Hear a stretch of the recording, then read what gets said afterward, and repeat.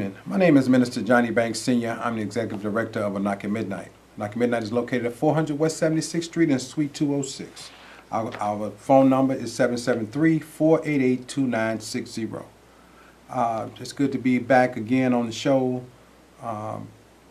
Last week I was not able to make it, but I'm really glad to be here again to just discuss with you, to talk with you about some of the depressing issues of our times. We've gotten past the election. We've gotten past a lot of things, but it seems to be one thing that as a city we cannot get past, and that is the number of people who are shot and killed on our streets, the number of people who are shot and wounded on our streets, the other types of homicides that are occurring in our communities and on our streets. And so we are at a disproportionately looking at this thing, and disproportionately what are we doing? What's happening? So when we start talking about this and the number of murders that are happening in one community versus another community, in one city versus another city, in one state versus another state, we have a lot of things we are saying, but we don't seem to be getting any solutions to what's really going on. And so tonight I just want to talk a little bit about what do you think? And I want people to call in. Our call-in number is 312-738-1060. Call in and let's discuss what do you think is really going on in our communities. And I want to start it off with this analogy of what's going on. When you are dealing with substance abuse, and substance abuse is a major problem that we are facing in Chicago as well, with the rise of different drugs, designer drugs, the use of heroin, crack cocaine, and other drugs, the drinking of cough syrup, or lean as people call it, taking pills like Xanax, stuff like that. When you start looking at things from a broader view, or you take the long view, then you start to see things from a different perspective, and you try to put it in a context by which it makes sense. So if we use substance abuse as an example, in the study of substance abuse, you'll find out these three words you'll come across if you're studying substance abuse. It'll talk about the agent, the host, and the environment. The agent, the host, and the environment. The agent being the person, the agent being the thing, the host being the person, and then we got the environment, the place. When you get these three things all merging together at one time, it can create what we would call an epidemic. So when they were dealing with the epidemic of drug use, they started looking at these three things. They started studying these three things. Well, how does it occur? Well, first of all, we need an agent. We need a drug. And if we could use any drug that became an epidemic, it became so plentiful, and it became so cheap, and it became so available. And then once the drug became available, then we needed an agent. We need people who would use the drugs. And so you target cheap drugs at people whose incomes are not that high, or you charge a type of that drug so that people can is easily or readily available to them for them to use. And then you need the environment, an environment where poverty is taking place, a high stress environment, an environment where people look for pleasure and not live by principle. Then the environment, and so when we find the environment, it seems to be that for most epidemics, you look for an environment that's black and brown, and subsequently the epidemic is not paid attention to until the host becomes European, the host becomes white, or whatever the case may be. The host becomes suburban, and it escapes the environment of which it was intended to cause the epidemic. Well, the same thing is happening when it comes to gun violence. The same thing is happening. There are no guns being stolen off of trains, or coming up missing off of trains, unless they happen to be in a brown or black community. These gun thefts are not happening in other communities. If we look at the number of shootings for the month of November alone, just for the month of November, the number of shootings for the Thanksgiving holiday. For Thanksgiving we had like 10 people killed, 60 shot. 60 shot. That compares with 2015, we had 9 people killed, but we only had 22 shot. The epidemic is raging in the communities. The communities that's most impacted, Austin and Inglewood. Data shows that these communities have more shootings and more murders than any other of the communities in the city of Chicago. But they are buttressed by other communities that the numbers are high, but they slightly lower. So when you look at the surrounding communities on the west side and on the south side, we have an epidemic, you all. You have an epidemic. We have the host, we have the agent, we have the environment. And we got to do something about this. We have to change this. Listen, my name is Minister Johnny Banks. You're watching A Knock at Midnight. The call-in number here is 312-738-1060. And we're asking the callers, we're asking the viewers to call in and tell us, what do you think is wrong? What can we do about the epidemic proportions of violence that are going on? The epidemic proportions of drugs that are being used? The epidemic proportion of poverty that people are living in? What is your suggestion and what can we do? No one person has all the answer, but there are some answers. And I think that until we unify in thought, unify in mind, and unify in action on how we're going to tackle this thing, it's not going to get any better. It's not going to go anywhere. We're going to continue to struggle with it. We're going to continue to have problems with it because for whatever reason, and I'm not particularly sure why, but the numbers are not getting better. They are getting worse. And it's one number that I was doing a small amount of research that kind of struck me was, for the year, we've had 653 homicides by gun violence, and we've had another 75 homicides through other types of violence. We're taking quite a bit of look at the shooting, but there's other types of violence that is taking place. There's other types of homicide and killing that are taking place. But if we were to put all of the epidemic issues in one pot, and we looked at the number of people who have OD'd off of drugs, we've looked at the number of people who've committed suicide, we look at the number of people who have mental health related problems that ended their lives or found themselves victims to suicide, victims of homicide, or whatever the case may be. Those numbers get great. We have our social problems, our social issues have become so magnanimous that we are now just picking what seems to cause the greatest media outcry, and we focus on that. But those undergirding issues that we have, they have to be addressed. And how do we address them? I want to hear what the caller have to say. If you have something to say, please call in. If not, let me just give you an understanding of a view of what I think is some of the problems. And I think most of that stuff starts with a lack of education. And it's an institutional education where people understand exactly what's going on around them. You know, people not understanding their environment, not having the resources they need to catapult themselves into a better position in their communities, a better position as far as work, as far as housing, those things that are real to many people. People take a source of pride in having a decent place to live. Material things are real. We keep talking about people's love for material things, but why be on this earth and suffer through the drought of nothingness all of your life? That shrinks people, makes people then make bad decisions, get involved with things they wouldn't normally get involved in, participate in activities they would normally participate in, just trying to have the basic necessities of life.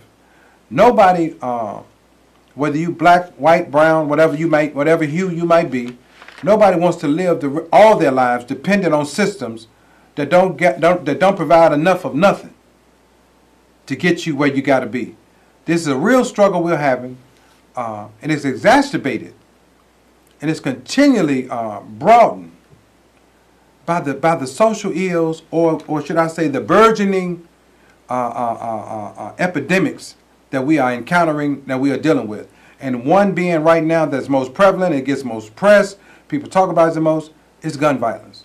From 2009 to 2016, I'll give you another example.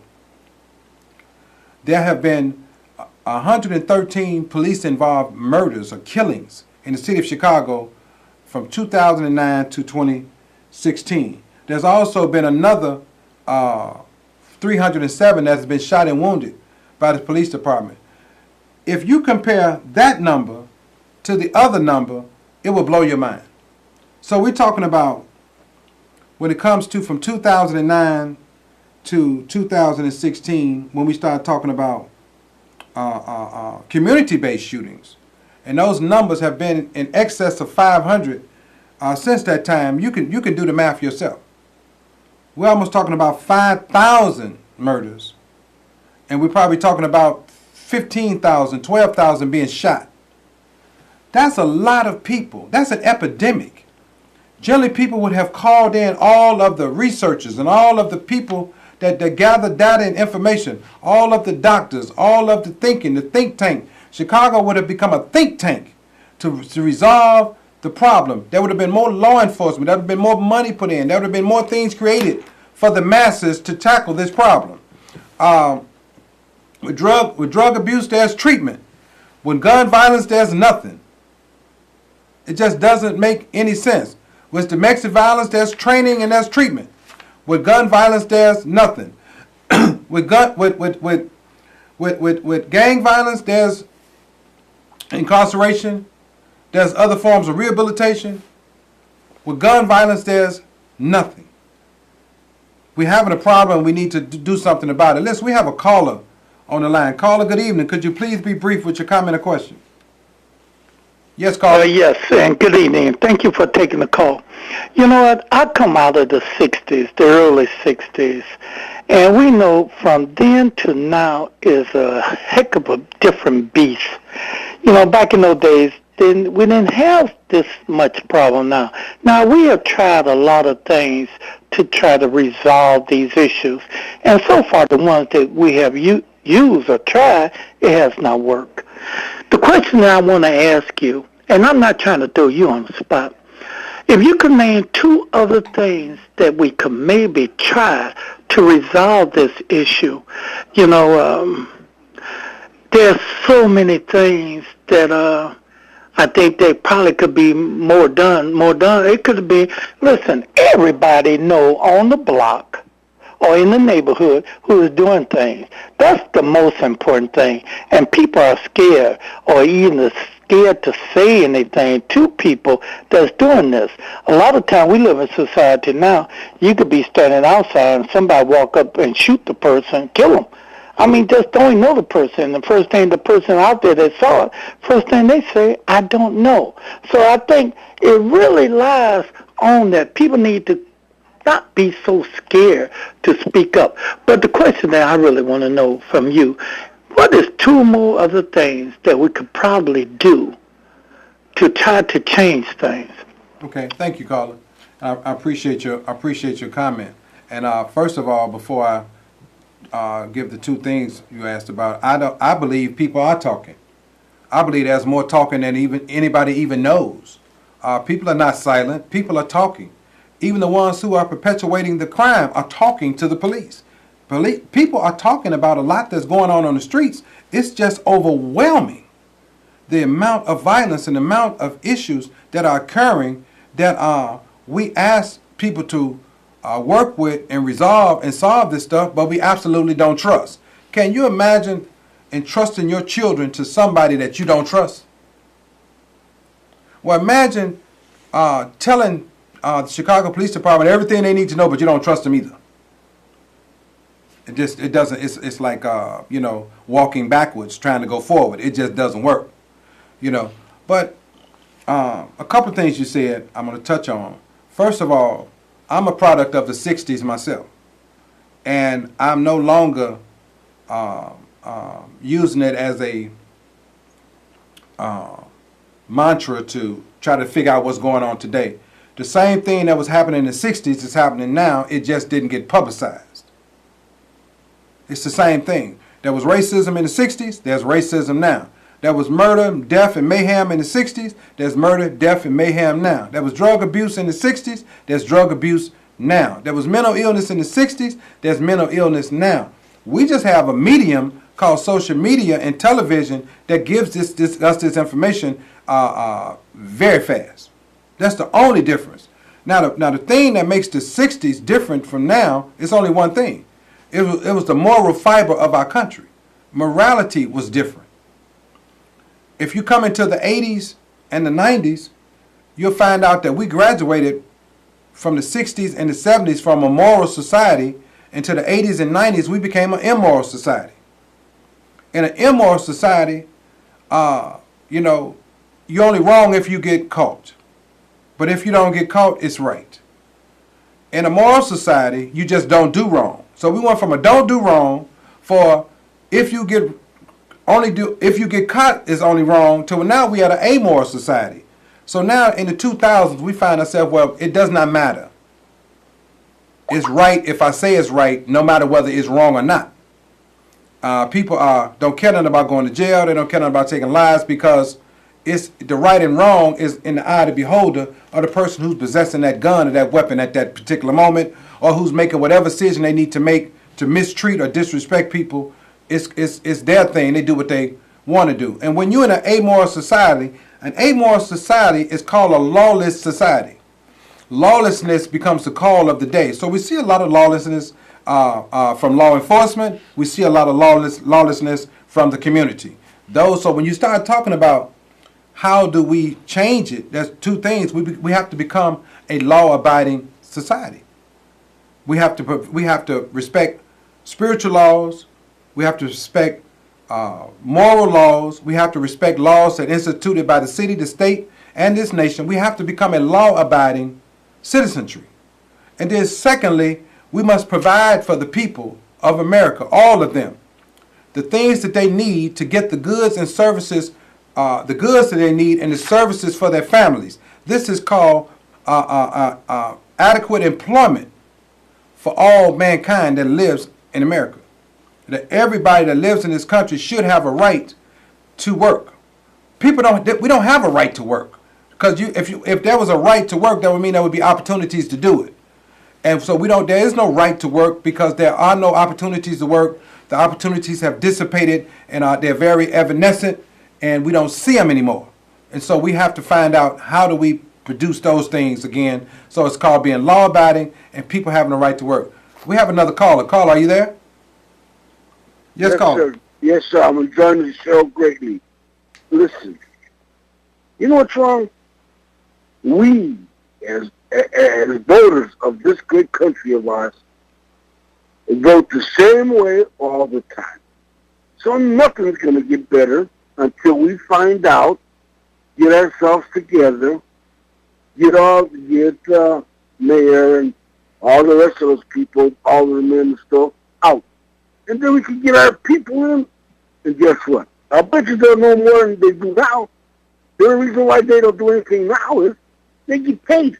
They don't care whether 500 killings or not. They get paid, and they don't do nothing about it. Look at Danny Davis. His nephew was killed. Well, right on TV right away. But that's because he's a congressman. That's the only reason why. He would have been just another of the 500 that have been killed. You know what? One of the 500 that have been killed this year. But we've got to start ourselves. We have to. And I agree with you, caller. But one of the things that I want to stress to the viewing audience this is a great time to stress that is first of all giving condolences to the congressman in the loss of his grandson. And I've heard so many people have a misguided approach that when people of high profile nature lose a loved one, we want to ask the question, why did they do something or why didn't they have to say something earlier? And the question is why you didn't do something or say something. Because you have the same voice that person has. They only have one voice. You have one voice. And it's a shame that we want to always look for some leader or some other person to give us the guidance that we need. And it goes back to being law-abiding. There are laws, there are universal laws that are in effect in this world, that are in effect in people's lives, we break. There are spiritual laws that each one of us say we live our life by, that we hope that we use to govern our lives, we break those laws. There are moral laws that are put in place so that people can understand the moral fiber of a community, the moral fiber of a city, a state, a nation, or this world. We break those laws. There are laws instituted in the city of Chicago. We break those laws. There's laws instituted just for the county called Cook. We break those laws. So when you start talking about this on a state level, on a national level, and on a world level, we are not law-abiding people. We won't govern ourselves by laws. So if I can't govern myself by law, I won't hold you to govern yourself by law. So that subsequently then we have a community and we have a city that people are not abiding by law. And I would say that the highest form of law, the highest form is moral law. When you know something is right. See, morality doesn't require eyes, which means nobody got to be looking at you to do the right thing from a moral perspective. Nobody has to be talking to you from a moral perspective. There's certain things, that's called laws of weather. It's raining outside. Why are you outside with no hat on your head? Why are you outside with no umbrella? Why you don't have a coat or something to cloak you from this type of rain and this type of season, which could cause pneumonia? You're breaking a law based on nature. See, that's laws that's just govern stuff. So when it comes to getting back on track, each one of us have to go back and start adhering to the laws that govern your life, teaching those same laws to the children that you encounter, that you ensure the children that are part of your home, that you provide leadership to. So when we start looking for leadership, it starts right at home. We got to stop playing crazy. This election had nothing to do with us doing the right thing. This election had nothing to do with us being who we're supposed to be. Nothing. Some of it is just a crack in our moral fiber. A loss of moral obligation. If we got friends turning on friends and we got this person not liking that person, that is totally immoral. Immorality is watching people who are strung out on drugs and having drugs problems and we don't try to help them. Something's wrong with that. That's immoral. The victims of shootings not being able to get counseling and get the things that they need to deal with the shock, to deal with the trauma of the loss of a loved one, because in many communities there is no support services provided after a person has went through a traumatic experience. So we got people walking around with post-traumatic stress syndrome, and they got jobs every day. They're raising families, but they have not gotten what they need to grieve properly and deal with some of the loss, the devastating loss that's taking place at such a rapid pace. We have a lot to think about. We have a lot to do when it comes to how do we deal with the level of violence. And it's not just guns. Guns is a good jump-off point to have the conversation. Gun violence is a good place for us to start. But naturally, when we get there, the other things that we think that creates this conundrum for violence shows up. And when this occurs, we can't keep ignoring that. We need better mental health services to deal with the stresses and the stressors of the violence. We need treatment services reinstituted on a mass scale so that people who are struggling with substance abuse and alcohol-related issues can have what they need. We need more programs that deal with loss of children, whether it's through the DCFS system or through violence. We need to undergird the supports of our city, of our state, of this nation, so that when we are dealing with this stuff, people are getting the help they need so they can return to being healthy citizens of this country, healthy citizens of this state, healthy citizens in our city, healthy citizens in whatever community they're from. There's a lot going on. I don't have enough time to talk about it on this show. Listen, our time has went and it went by fast. Listen, let's continue the conversation. My name is Minister Johnny Banks Sr. I'm Executive Director of A Knock at Midnight. You can reach me at 773-488-2960. We do trainings and classes, workshops on what I'm talking about right now to try to broaden people's educational understanding of what's going on in our communities and how you can deal with some of these problems that are just strangling the life out of the communities we live in. Listen, it's been a great time here today. We've had a good show. Remember that in the darkest hour, truth and knowledge is the way. Good night, and God bless you.